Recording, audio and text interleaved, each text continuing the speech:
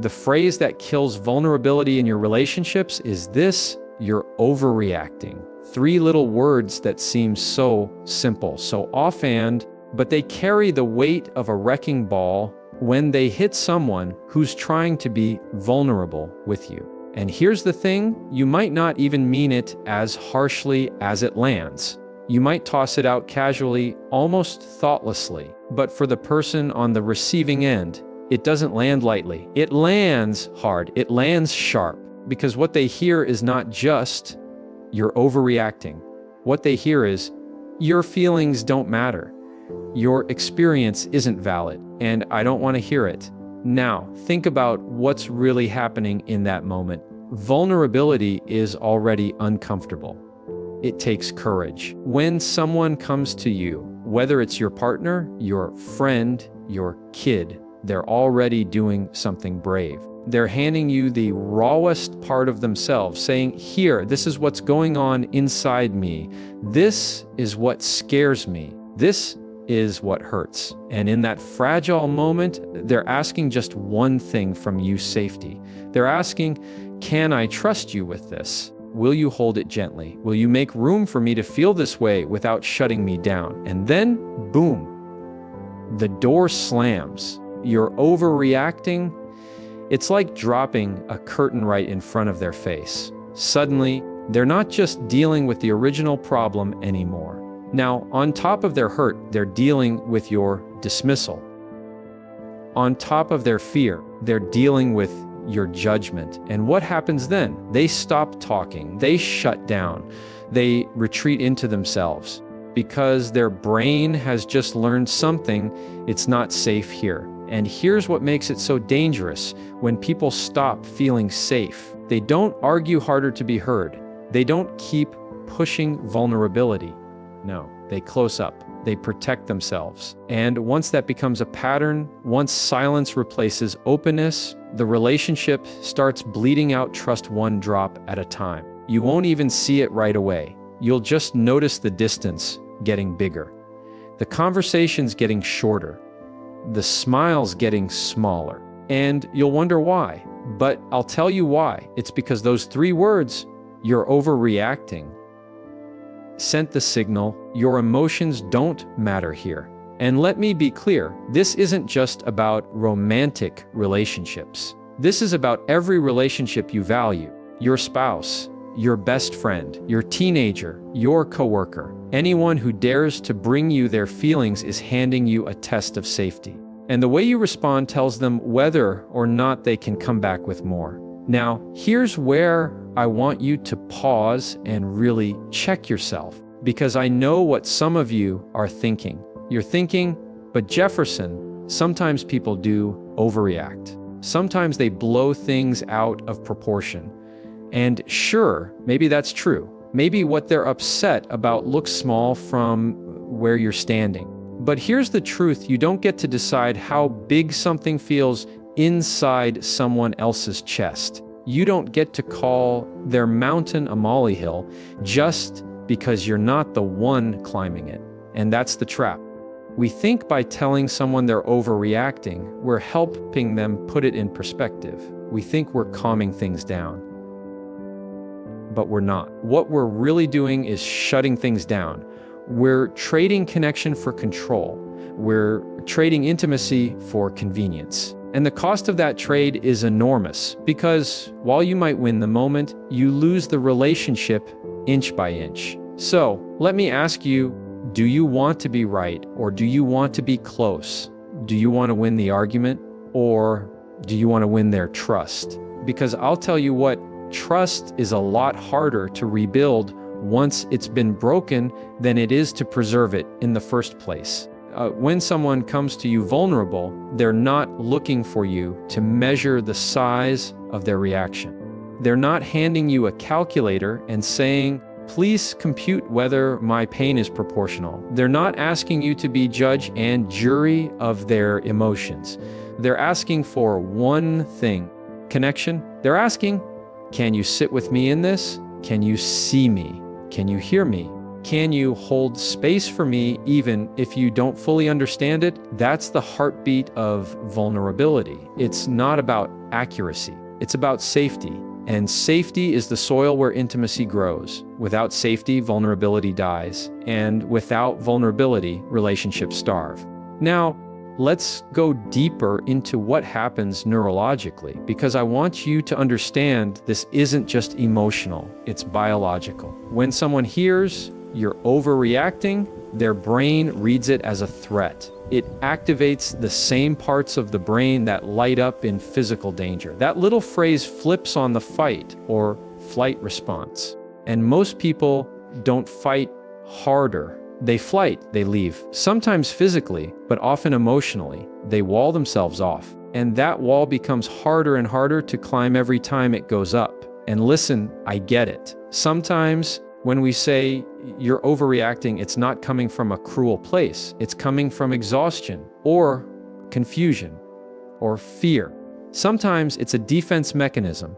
You feel overwhelmed by someone else's emotions, and dismissing them feels easier than engaging with them. It's like putting up an umbrella in a rainstorm. You think it'll shield you, but what it really does is isolate you. It keeps you dry, sure, but it also keeps you separate. And relationships don't grow under umbrellas. They grow when you're willing to stand in the rain together. Think about the last time someone opened up to you and you didn't handle it well. Maybe it was your spouse telling you they felt neglected. Maybe it was your friend telling you they were hurt by something you said. Maybe it was your teenager saying, "You don't get me." And instead of leaning in, you brushed it off with, "You're overreacting." Did it make the problem smaller? Or did it just make the distance bigger? See, here's the bottom line: vulnerability is a gift. It's someone handing you their unguarded heart. And your overreacting is like dropping that gift on the floor. And if it happens enough times, they'll stop giving you the gift altogether. And when the gifts stop, so does the closeness. You know what happens the moment that phrase comes out of your mouth? The one we've been circling around. The one that sneaks into arguments, into late night talks, into those raw moments where someone's actually risking honesty with you. You say it, and it's like dropping a brick wall between you and them. Boom, connection's gone, intimacy dead, vulnerability suffocated in an instant. And here's the worst part: most of the time, you don't even realize you did it. Think about it. Someone says, "I felt hurt when you didn't call me back." And instead of pausing, instead of leaning into that vulnerability, you throw the phrase out. You're too sensitive. Or maybe it's you always overreact. Maybe it's that's not a big deal. Different wording, same effect. What did you just do? You slammed the door on their heart. You told them your feelings aren't valid. And once someone feels invalidated, do you really think they're going to keep showing you their vulnerable side? No. They retreat. They armor up. They build walls of their own. And let's not sugarcoat this, because this is where relationships either breathe or suffocate. Vulnerability is oxygen. It's the air that allows intimacy to live. Every time you dismiss it, you're cutting off the supply. You're saying, "I'd rather win the argument than know you. I'd rather defend myself than connect with you." And then we wonder why people grow distant, why they stop opening up, why conversations get shorter, colder, more surface level. It's because little by little, you taught them it wasn't safe to be real with you. Now let me flip this for a second, because I know what some of you are thinking. But Jefferson, sometimes people are overreacting. Sometimes they are too sensitive. Okay, sure, maybe by your standards. But here's the thing: vulnerability isn't about your standards, it's about theirs. If it matters to them, it matters. Period. Dismissing how they feel doesn't make the emotion disappear. It just makes it disappear from you. And then you've lost the privilege of being trusted with their inner world. You've got to understand something powerful here. When someone is vulnerable with you, they're handing you the keys to their emotional house. That's sacred. They're saying, here's a piece of me I don't show everyone. Here's the raw truth. And what you do at that moment determines the health of your entire relationship. If you dismiss it, you slam the door shut. If you validate it, even if you don't agree, you build safety. And safety is the currency of trust. So the next time you feel that phrase bubbling up, you're too sensitive, you're overreacting, that's nothing. Stop. Breathe. Ask yourself, am I trying to connect right now, or am I trying to defend? Because defending pushes away, connecting leans in. And let me tell you, this vulnerability is not about agreement, it's about acknowledgement. You don't have to see it the way they see it to respect the fact that they see it that way. This is where most people get it wrong. They think validation equals agreement. It doesn't. Validation is simply saying, I see that this matters to you. I see that you feel this. That's it. That's the bridge. And here's the beauty: when people feel seen, they calm down. When people feel heard, they soften. That phrase that kills vulnerability. It does the exact opposite. It escalates, it hardens. It turns what could have been a healing conversation into a battlefield. Here's the psychology you need to understand. Vulnerability is not casual.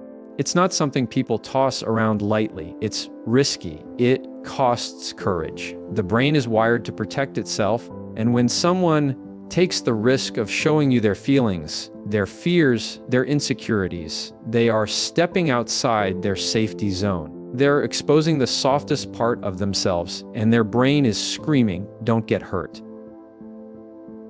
So when they take that leap, what they're really asking you is it safe here? Now here's why that phrase kills it instantly. Because when you respond with, "You're too sensitive," or "You're overreacting," or "That's not a big deal," what you've just told their brain is, no, it's not safe here. You've confirmed their deepest fear, that being honest will lead to judgment, dismissal, or ridicule. And the human brain, it doesn't need 3 or 4 repetitions of that to get the message. One time is enough. One moment of invalidation can train the brain to armor up, to shut down, to never take that risk with you again. That's how powerful it is.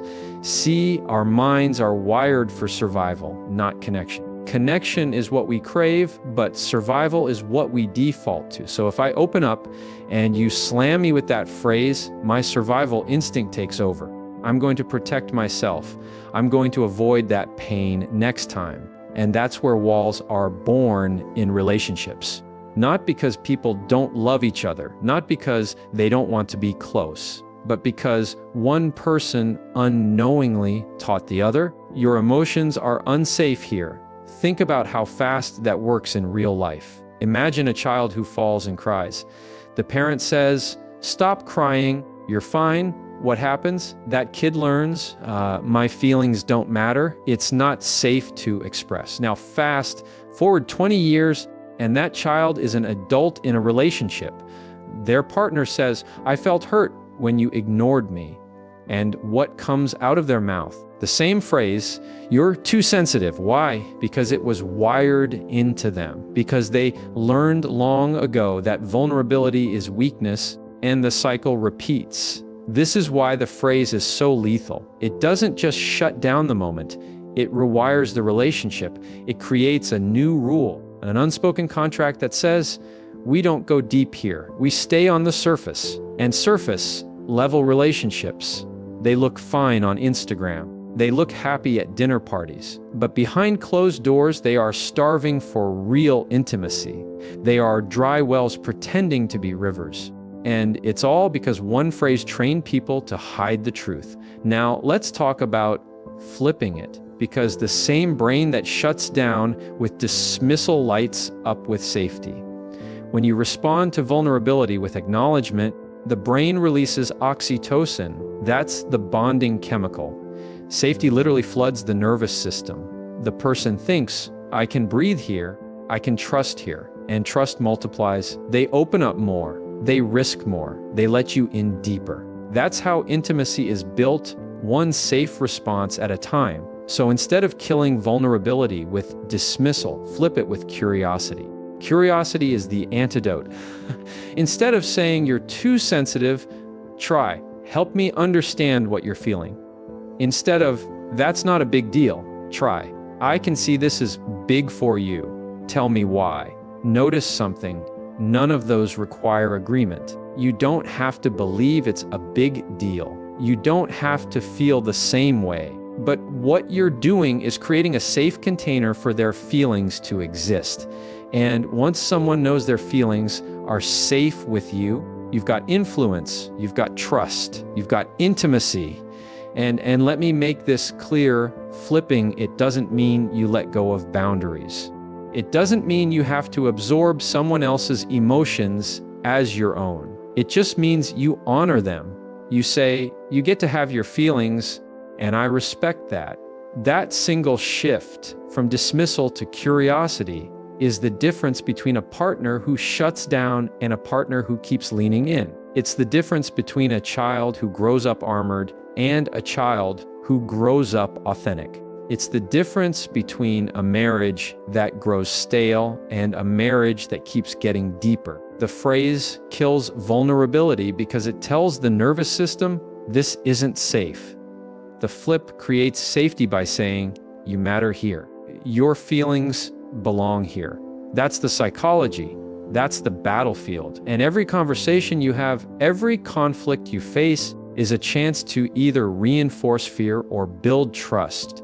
That's how much power your words carry. So let's walk through how to practice the flip step by step. Step 1, catch the urge. When someone says something vulnerable, the first instinct for many of us is to minimize, deflect, or defend. That's what comes out naturally. And the key is awareness. Catch yourself in that millisecond when you want to say, that's not a big deal, or you're overreacting. Awareness is 50% of the work. If you can stop the automatic dismissal, even just pause for 2 seconds, you've already broken the old cycle. Step 2, regulate yourself first. If their emotion triggers yours, if their tears make you uncomfortable, or their frustration feels like an attack, take a breath. Literally, inhale. Because here's the truth: your nervous system wants to fight, flee, or fix. But none of those will create connection. So regulate yourself. Even silently count to 3 if you need to. This gives your brain time to shift out of defense and into curiosity. Step 3, name what you see. Validation doesn't have to be complicated. If someone says, I felt hurt when you ignored me, instead of, you're too sensitive, you can say, I can see that hurt you. That one line takes the sting out. You don't have to solve it yet. You don't have to agree with it yet. You're just saying, I see you. And being seen is half of healing. Step 4, invite them deeper. Once you've named what you see, you invite them to share more. Tell me more about what that felt like. Or help me understand what that moment was like for you. What does this do? It shifts the dynamic from defense to discovery. Instead of 2 people fighting to be heard, one person is opening a door and the other feels safe to walk through it. Step 5, share your truth without erasing theirs. This is where a lot of people get it wrong. They think validation means silence, but it doesn't. You still get to share how you felt too. The key is language. You don't say, you're wrong, I wasn't ignoring you. You say, I hear that it felt like I ignored you, and I want you to know my intention wasn't to shut you out. Do you feel the difference? One erases their reality, the other adds yours alongside theirs. Both truths get space on the table. Step 6, close with reassurance. Vulnerability without reassurance is like opening a wound without bandaging it. The last step is letting the other person know, you're safe here. That might sound like, I don't want you to ever feel dismissed with me. Or, I appreciate you telling me how you feel. It helps me know you better. That one sentence tells their brain safe, safe, safe. And that's how you get another chance at their heart tomorrow. Now let's be real. You're not going to nail this every time. You're going to slip. You're going to get defensive. You're going to dismiss. You're going to let that old phrase slide out. That's okay, because relationships aren't about perfection. They're about repair. And one of the most powerful flips you can ever give is to circle back after a mistake and say, I realized I dismissed your feelings earlier. I'm sorry. Can we try again? Do you know how much trust that builds? Sometimes even more than if you had gotten it right the first time. This is how you flip it in real life, not with theory, not with good intentions, but with practical steps you can actually use. And the more you practice, the more automatic it becomes. You rewire yourself. Instead of reaching for dismissal, you reach for curiosity. Instead of shutting down vulnerability, you build safety. And that's the point I want to leave you with. Words can either be weapons or they can be bridges. That one phrase, "You're too sensitive," is a weapon. It cuts, it wounds, it builds walls. But the flip, curiosity, validation, reassurance, that's a bridge. It builds connection, it deepens trust, it creates intimacy that lasts. So the choice is yours. Every conversation you have is a chance to pick up a weapon or build a bridge. And the person across from you, whether it's your partner, your child, your friend, or your coworker, they're silently asking, am I safe here? Your response will be their answer. Choose to be the safe place. Choose the bridge, because that's how vulnerability grows, and that's how relationships don't just survive, but thrive.